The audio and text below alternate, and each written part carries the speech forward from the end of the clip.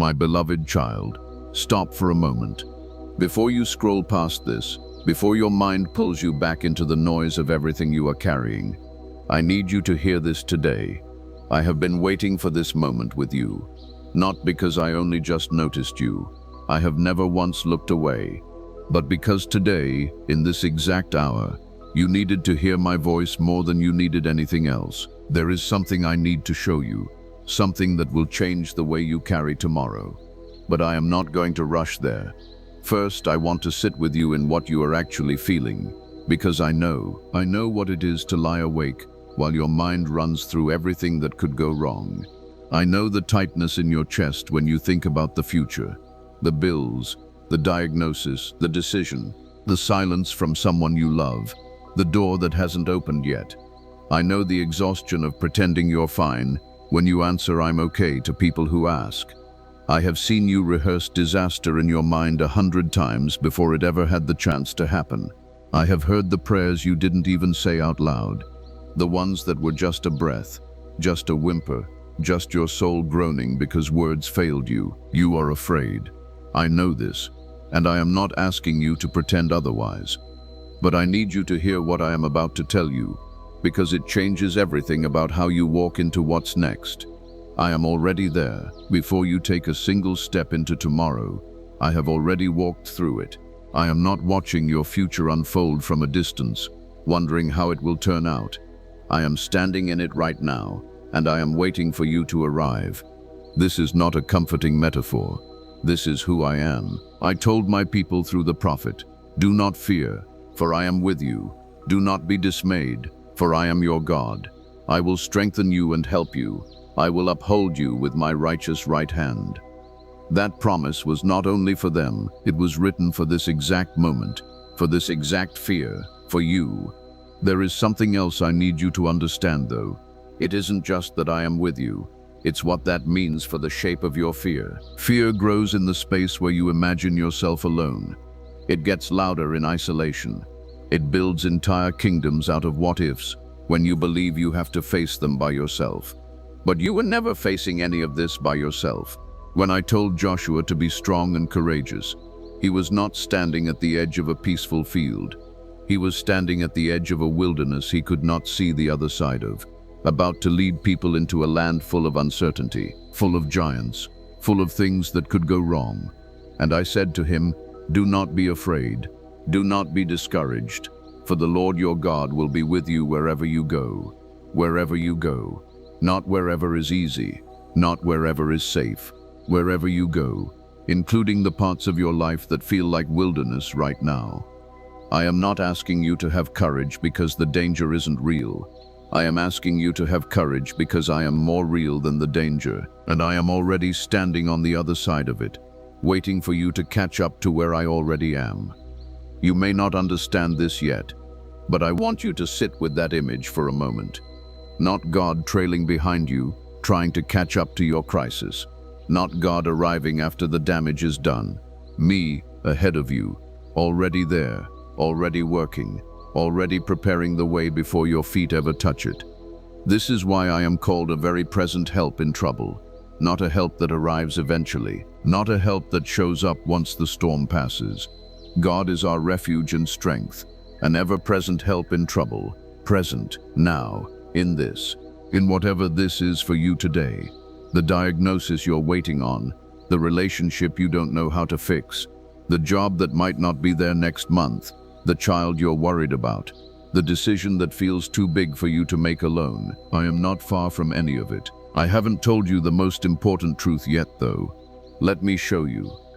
Fear and I cannot both fill the same space in your heart, not because I am forcing fear out with sheer power, but because of what I actually am to you. I have not given you a spirit of fear, but of power, and of love, and of a sound mind. Read that again slowly. I did not create you to live gripped by dread.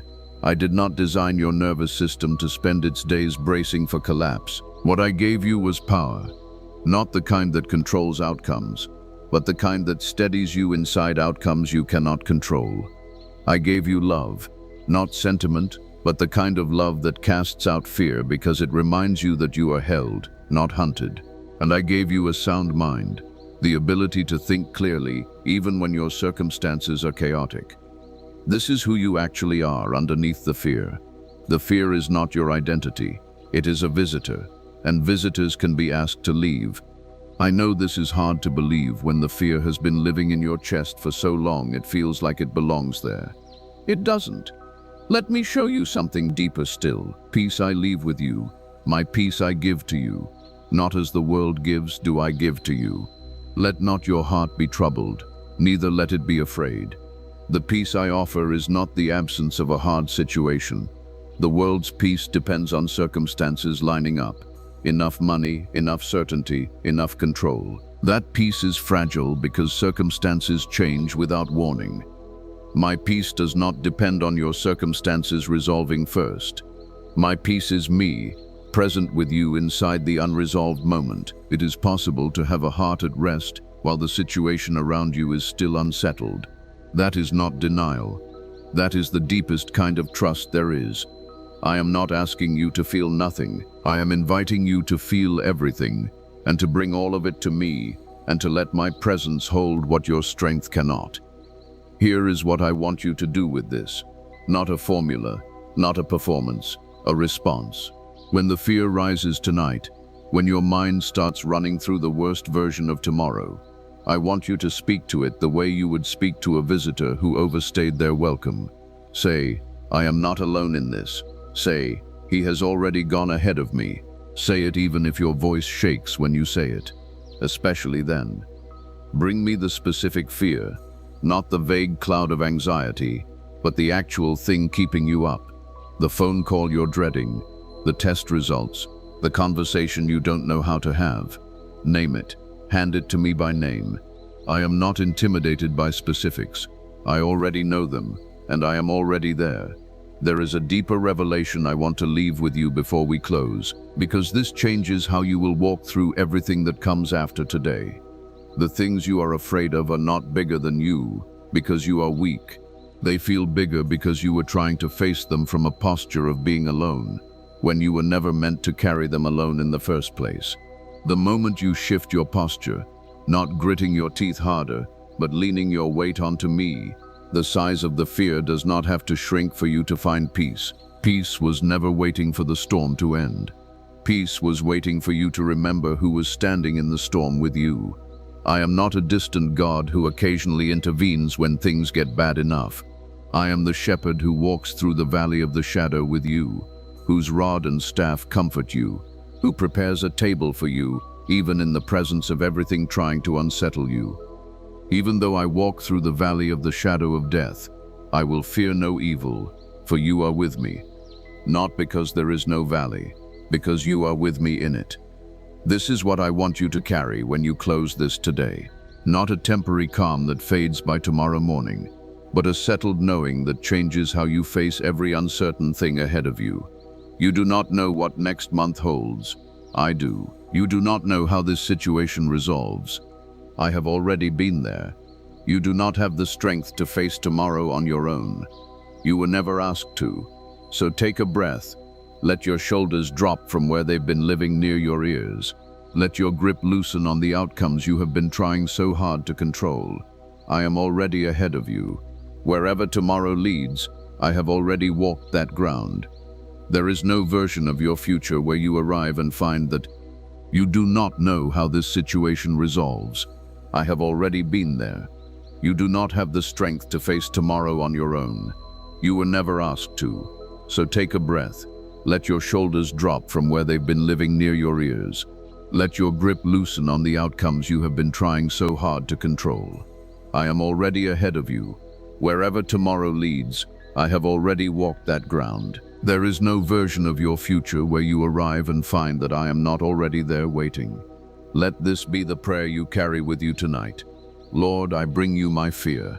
I lay down the nights I spent rehearsing disaster. I lay down the weight of trying to control what was never mine to control. Thank you for going ahead of me into tomorrow. Thank you for the peace that does not depend on my circumstances lining up first. Give me courage, not the courage of someone who feels nothing, but the courage of someone who trusts you more than they trust their fear. Remind me, every time dread rises, that I am not walking into an unknown future. I am walking into a future you have already stood in. I am not alone. I never have been.